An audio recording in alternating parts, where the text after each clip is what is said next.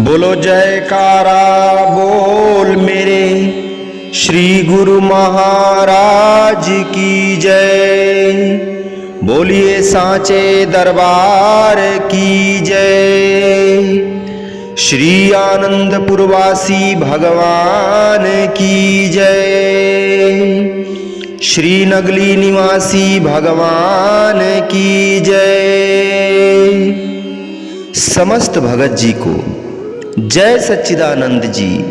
भगत जी, इस चैनल को सब्सक्राइब कीजिए, वीडियो को लाइक कीजिए और वीडियो को ज़्यादा से ज़्यादा शेयर कीजिए ताकि यह भक्तिमय सत्संग समस्त गुरुमुख जन तक पहुँच सके। जय सच्चिदानंद भगत जी। सपने होए भिखारी नृप, रंक नाक पति होए, जागे लाभ नहानि कछु, तिम प्रपंच जिए जोए। बोलो जयकारा बोल मेरे श्री गुरु महाराज की जय। जिस प्रकार स्वप्न अवस्था में एक भिखारी राजा तथा देवपुरी का सम्राट इंद्र भी निर्धन बन जाता है, परंतु जागृत अवस्था आने पर उन दोनों की दशा ज्यों की त्यों ही बनी रहती है, अर्थात राजा राजा ही रहता है और निर्धन निर्धन ही। इसी प्रकार संत महापुरुषों ने भी संसार की समस्त रचना को स्वप्नवत ही बताया है, परंतु अज्ञानी जीव संसार के नश्वर पदार्थों को व सांसारिक रिश्ते नातों को सत्य समझ लेते हैं, जिसके कारण वे सदैव दुखों का शिकार बने रहते हैं। परंतु जो भाग्यशाली पुरुष संसार की क्षण भंगुरता को जानकर सुख दुख को स्वप्न सदृश समझते हैं तथा प्रत्येक अवस्था में सम रहकर मालिक के नाम का चिंतन करते हुए अपना परलोक भी संवार लेते हैं, ऐसे सज्जन ही इस मनुष्य जन्म का वास्तव में मूल्यांकन करने में सफल होते हैं। एक बार का वृतांत है। किसी राजा का इकलौता राजकुमार रोगग्रस्त हो गया।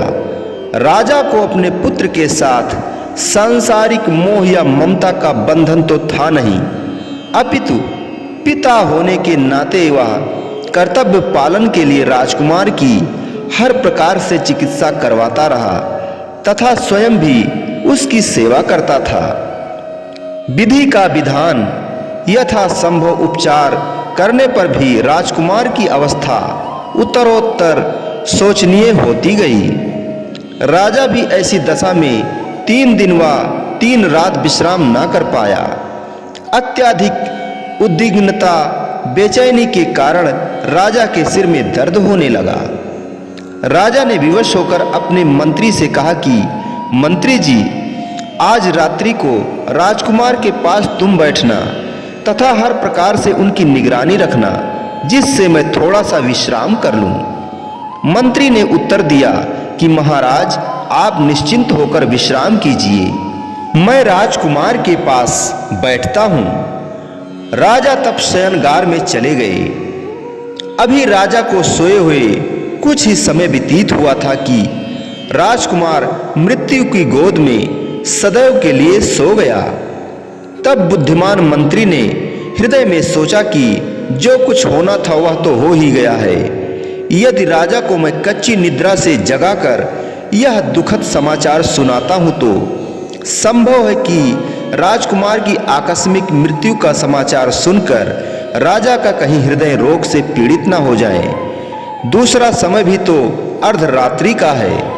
यह मर्मांतक संवाद सुनने से संपूर्ण राजमहल में रोना पीटना आरंभ हो जाएगा और समस्त जनता में भी कोलाहल मच जाएगा। इस प्रकार की भीषण दशा का विचार करके मंत्री ने राजा को न जगाया और स्वयं वहीं मृतक राजकुमार के पास बैठा रहा। जब राजा साहब अपनी नींद से उठे तो मंत्री ने उस समय आगे बढ़कर कहा कि महाराज, मुझे गहरा विषाद है, मुझे बहुत दुख है कि आपके राजकुमार का देहावसान हो गया है। यह दारुण कांड सुनकर राजा हंस पड़ा। राजा को हंसता देख मंत्री दिल में कहने लगा कि हुई ना वही बात जिससे कि मैं पहले ही भयभीत हो रहा था कि राजा कहीं उन्मत्त ही ना हो जाएं। वैसा ही हुआ, क्योंकि यह तो दुख का समय था, ना कि हंसने का। तब मंत्री ने पुनः धैर्य धरकर राजा से कहा कि महाराज, आपके दुलारे राजकुमार का देहावसान हो गया है। परंतु राजा इस बार भी पूर्ववत हंसता रहा तथा तनिक भी शोक से व्यथित न हुआ। यह देख मंत्री को कुछ कुछ विश्वास होने लगा कि महाराज को मानसिक रोग हो गया है, तभी तो वैसे ही शांत बैठे हैं। अब तीसरी बार मंत्री ने राजा का कंधा बलपूर्वक हिलाया और झकझोर कर कहा कि राजा जी, आपके लड़के का स्वर्गवास हो चुका है। कुछ तो सोचो, आपने यह क्या रूप बना लिया है। तब राजा ने उत्तर दिया, मंत्री जी, मैं आपकी कही हुई सब बातें ध्यान पूर्वक सुन रहा हूं। मैं इस समय तो जागृत अवस्था में हूं, अब मुझे निद्रा नहीं सता रही। तब मंत्री ने कहा, जब आप चेतना अवस्था में हैं तो राजकुमार की आकस्मिक मृत्यु को सुनकर आप इस समय हंस क्यों रहे हैं? इस पर राजा ने मंत्री से कहा, मंत्री जी, बताइए तो अभी मैंने कितनी देर तक निद्रा की होगी? मंत्री ने उत्तर दिया, महाराज, लगभग 4 घंटे। प्रत्युत्तर में राजा ने कहा, तो सुनो, मैंने नींद में एक स्वप्न देखा कि मेरी अनेकों रानियां हैं तथा अगणित राजकुमार हैं। परंतु अब आंख खुलने पर मैं क्या देख रहा हूं कि ना तो वे रानियां हैं और ना ही राजकुमार। अब आप ही बताइए कि मैं अगणित रानियों और राजकुमारों के बिछुड़ जाने का शोक मनाऊं अथवा एक राजकुमार के देहावसान पर दुख के आंसू बहाऊं। मंत्री ने कहा, राजन, वह तो स्वप्न मात्र था, उसमें रोने की क्या आवश्यकता थी? तब राजा ने प्रत्युत्तर में मंत्री से कहा, मंत्री जी, इसी प्रकार जिसको आप जागृत अवस्था बता रहे हैं, संतों ने इसे भी स्वप्न अवस्था बताया है। अतएव मेरे लिए तो वह भी स्वप्न ही था और यह भी स्वप्न सदृश ही है। जिस प्रकार रामायण में भी प्रसंग आया है कि मोह निशा सब सोवन हारा, देखहि स्वप्न अनेक प्रकारा। इस मोह रूपी रात्रि में सब प्राणी सो रहे हैं तथा सोए हुए अनेक प्रकार के स्वप्न देख रहे हैं। यह माया और काल का रचा हुआ प्रपंच सब स्वप्न मात्र ही है। यह सब दृश्यमान सांसारिक संबंध भी एक स्वप्न की भांति असत्य ही है। इनमें कुछ भी मुझे तो वास्तविकता प्रतीत नहीं होती। राजा की इन रहस्य भरी बातों का मंत्री पर अलौकिक प्रभाव पड़ा। भाव यह कि इस संसार में जीव अकेला ही आया है और अकेला ही जाएगा, परंतु अज्ञानी पुरुष यहाँ के संबंधियों को सत्य समझकर उनसे चित्त जोड़ बैठते हैं, जिसके परिणाम स्वरूप उन्हें बार बार 84 लाख योनियों में भटकना पड़ता है। इसके विपरीत जो संत सद्गुरु द्वारा चिताए हुए गुरुमुख व सज्जन होते हैं, वह इस संसार को स्वप्न सदृश समझते हैं तथा वह इस स्वप्न रूपी निद्रा से जागृत अवस्था में आ जाते हैं। जिस तरह श्री रामायण में भी यह दर्शाया गया है कि यही जग यामिन जागहि योगी, परमारथी प्रपंच वियोगी।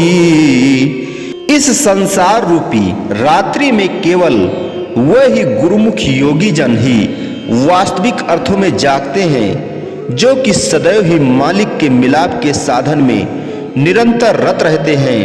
इस माया के प्रपंच से उदासीन रहते हैं। अपने हृदय की प्रेममय तारे मालिक के चरणों से लगाकर मनुष्य जन्म का सच्चा लाभ प्राप्त करना ही वस्तुतः जागरण है। कबीर सोया क्या करे, जागी जागी अब जागी, जाहि से तू बिछुड़ा हुआ ताहि के संग लागी। बोलो जयकारा बोल मेरे श्री गुरु महाराज की जय। बोलिए साचे दरबार की जय। श्री आनंदपुरवासी भगवान की जय। श्री नगली निवासी भगवान की जय।